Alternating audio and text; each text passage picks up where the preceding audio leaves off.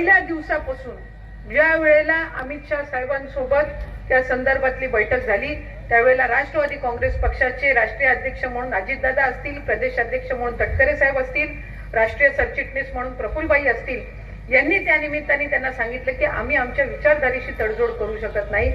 आम्ही सर्व धर्म समभाव या विचारधारेतून वाढलेली मंडळी आहोत आणि ती विचारधारा तुम्ही जोपासावी हे पहिलं वाक्य काढणारे अमित शाह साहेब.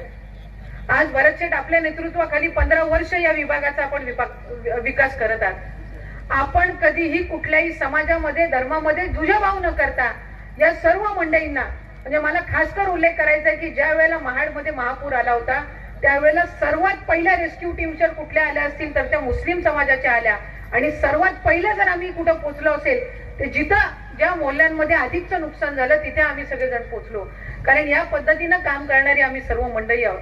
त्याच्यामुळे कुठं ना कुठं तरी आता पराभव दिसत असताना आपल्याला समाजामध्ये धर्मामध्ये कुठं ना कुठं तरी मतभेद निर्माण करून मतदान मिळतंय का हा दुर्दैवी प्रयत्न, केविलवाणा प्रयत्न त्या निमित्ताने विरोधकांकडून करण्यात येतोय.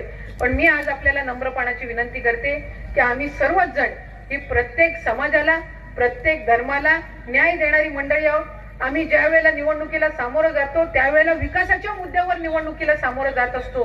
कधीही समाजामध्ये दुफळी निर्माण करून मतं मागण्याचा केविलवाणी प्रयत्न हा कधी आम्ही कुणीच मंडळींनी केलेला नाही.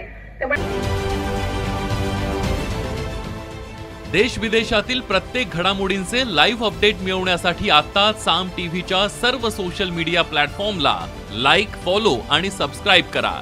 तसंच सर्व नोटिफिकेशनसाठी बेल आयकॉन प्रेस करायला विसरू